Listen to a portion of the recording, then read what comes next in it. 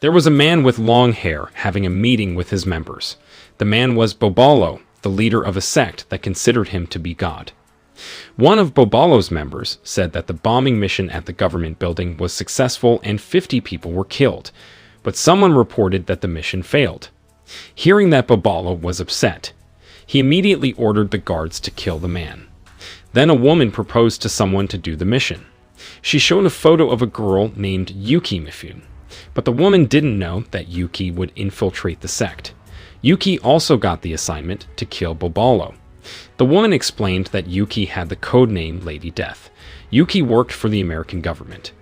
Hearing this explanation, Bobalo asked the sect officials to find Yuki's whereabouts. In Los Angeles, Brandon and Zero were a team. They worked in the newly formed global intelligence called Hierarchy. They came to see the leader named Colonel Stone. Then the colonel told them to carry out a mission to rescue their team member named Yuki. The colonel explained that Yuki was still in the Bobalo Palace in Malta. He gave Yuki a mission to kill Ivan Bobalo. But for several weeks the colonel could not contact Yuki. Then the colonel explained that Bobalo was not only a sect leader, but the originator of the political regime in the Malta region. Bobalo named his country the state of Aragon. The colonel sent Brandon and Zero to kill 5 high officials who helped Bobalo. First there was Anna Costa, who was the ruthless propaganda minister of the state of Aragon. Anna also ensured that Bobalo became a benevolent leader. Second one was Mario Fava, who was a very ruthless head of security. Third was Katrina Costa, who was the accountant and responsible for Bobalo's wealth. Then the fourth was Mario Muscat, who was Bobalo's lawyer. He has connections with important people and even has influence on politics. Fifth was Dr. Zorik, who was Bobalo's personal doctor. He got a reputation for being cunning and evil. After that, Brandon and Zero prepared to head to Bobalo Castle in Malta. They prepared the weapons that would be used there. When they arrived at Bobalo's palace, Brandon shot and monitored Zero from a distance. Meanwhile, Zero worked to infiltrate the palace. At first, Zero defeated several guards outside the palace. Then he disguised himself as a palace officer. Zero easily entered the palace. Incidentally, that day there was an event at Bobalo Palace, which made it easy for Zero to come in. Soon Zero opened the curtain in the toilet. He did this to give Brandon the opportunity to shoot someone who would go to the toilet. In addition, Brandon saw Anna Costa and tried to shoot her, but he knew there were security guards there. He then shot at a flower pot, which caused the guard to be fooled. Then Brandon easily shot Anna Costa in her head. Inside the palace, Zero met Mario Fava. He told him that Katrina wanted to meet him on the terrace. Then Zero also met Katrina and said that Mario wanted to meet her on the terrace. Then they rushed to the terrace. Zero happily trapped them both. Soon Mario Muscat entered the toilet. Seeing that, Brandon immediately shot him. Then Brandon ordered Zero to hide Mario Muscat's body so that it wouldn't attract the attention of the guards. Then Brandon saw Katrina and Mario Fava on the terrace. Brandon thought he could shoot both of them at the same time. Then right when they faced each other, Brandon shot them. Seeing that, Brandon felt relieved. Meanwhile, Zero followed Dr. Zorik to a place in the palace, but Dr. Zorik noticed Zero's presence. He then pointed a gun at Zero, seeing that Zero really wanted to shoot him. But suddenly, Yuki came out from the hiding place. She told Zero not to shoot because Dr. Zorik was on the same team. Yuki also explained that he had saved her. Then the 3 of them were about to leave the palace, but there was one of the guards who got in the way. Zero quickly shot him dead. Then Zero told Brandon that the officers already knew Zero's purpose there. He immediately told Brandon to kill Bobalo, who was giving a speech in front of his followers. At first, Brandon hesitated because there were many people surrounding Bobalo, but finally he got the right moment when Bobalo stood on the stage. Then Brandon shot him to death. This made his followers panic. They immediately left the place. Zero, who knew the situation, immediately ran away with Yuki and Dr. Zorik. At night, they hid in a safe place. Then the colonel congratulated them on the success of this mission. He also thanked Dr. Zorik for saving Yuki. Then the colonel said that he would send a helicopter to pick up the 4 of them tomorrow. After that, Yuki told the story of how she got into the Bobolo sect. It took her 3 months until she was finally trusted by Bobolo. Then one night Yuki planned to kill Bobolo. But unfortunately, Anna saw Yuki covering Bobolo's face with a pillow. Then Anna shot Yuki. But Yuki escaped with severe injuries. Then Dr. Zorik saved Yuki by treating and hiding her. The next morning, Brandon realized that his car was missing. So were Dr. Zorik and Zero. Then he woke Yuki up and told her the situation.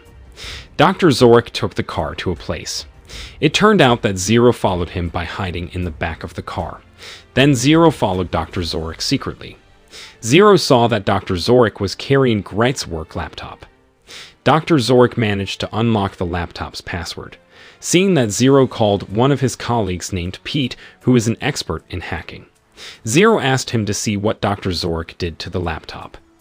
Pete reluctantly said that Dr. Zorik sold something from the dark web and someone had bought it for $5.2 million. That person called himself Prince Caspian. Pete also gave the coordinates of their transaction location later. Long story short, Brandon, Zero, and Yuki were already at the transaction location. They prepared for their jobs. Then they saw that Dr. Zorik sold an item to Mifune. Yuki felt that the man was like someone she knew. Then just before the attack, Yuki left her position. Brandon thought she was a traitor. Meanwhile, Dr. Zorik gave a mobile phone to the man. It turned out that the mobile phone could track Yuki's position. Then he got diamonds as payment. Soon Mifune felt something was wrong with the mobile phone. He suspected Dr. Zorik because Mifune saw Yuki's position in his car. Then his bodyguard shot Dr. Zorik. Meanwhile, Yuki shot Mifune's leg from under the car. It was true that she hid under Mifune's car, but Mifune managed to escape. Zero was annoyed that Yuki didn't tell him what she was going to do, so Zero couldn't block Mifune, who ran away.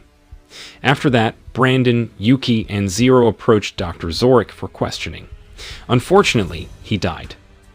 Later that night, Yuki told the story of her past. She said that Mifune was her adoptive father.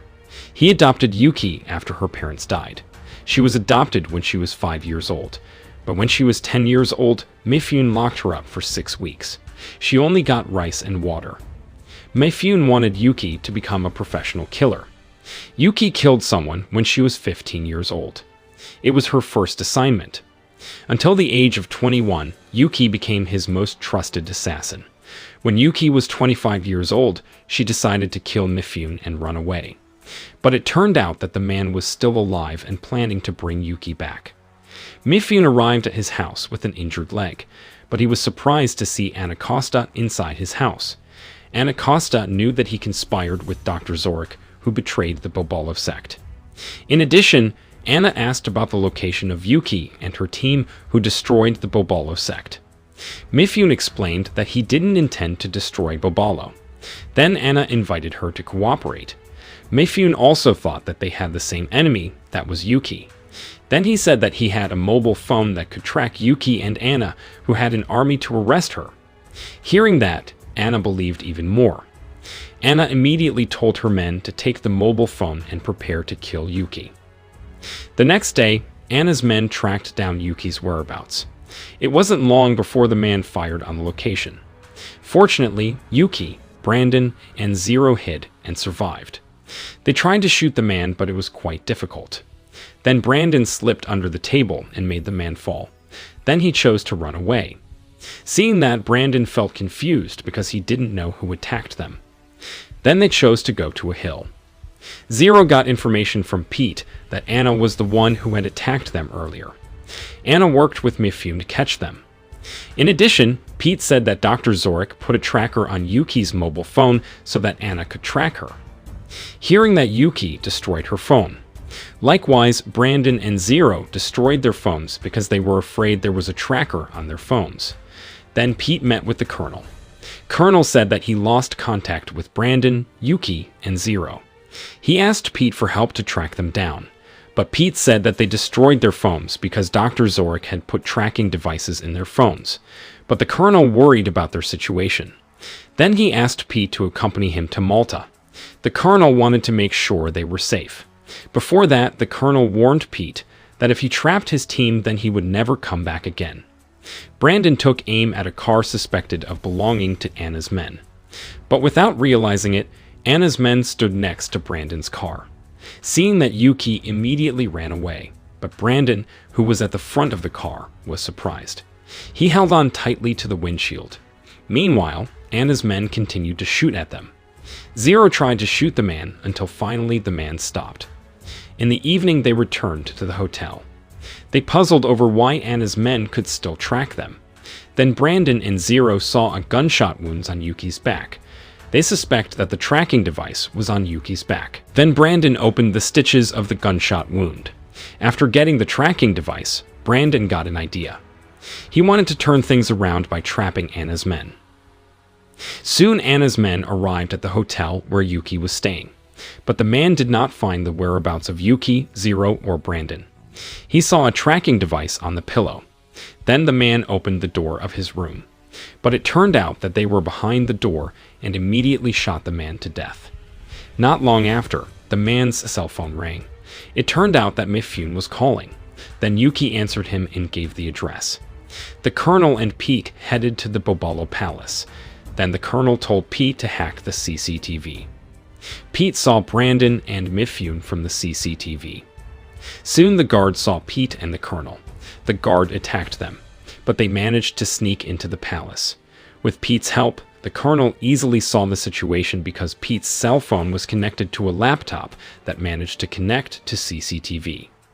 The Colonel shot the guards one by one. Meanwhile, Yuki faced Mifune and Anna alone as Zero and Brandon were held as hostages by the guards. Mifune expressed his disappointment to Lady Death because she betrayed him. Mifune was about to kill Yuki, but she managed to hit Mifune and shoot Anna. But the guard threatened to kill her two friends if Yuki killed Mifune. Finally, Yuki let the man go. Soon some guards came to shoot Yuki, Brandon, and Zero. But the Colonel managed to kill the guards. Then Yuki and the Colonel freed Brandon and Zero. Then many guards approached them, but they defeated the guards. Then Yuki had to deal with the gardeners. She easily defeated them. Meanwhile, the Colonel freed the prisoners. The Colonel told Pete to take the car because he was the only one who could see the CCTV. But while heading out, Pete's laptop ran out of battery. This made him unable to see the Bobolo Palace CCTV. He then met with Mifune and shot him. After Yuki defeated the gardeners, many guards pointed guns at her, but Brandon and Zero managed to help her. On the other hand, Pete managed to take Mifune as a hostage. Brandon and his friends decided not to kill him because they realized that the police would arrive soon. Then Brandon, the Colonel, and Zero returned to America. They saw the news about Mifune's arrest on tape, but they were surprised to see Mifune shot. It turned out that Yuki was the one who shot Mifune to death.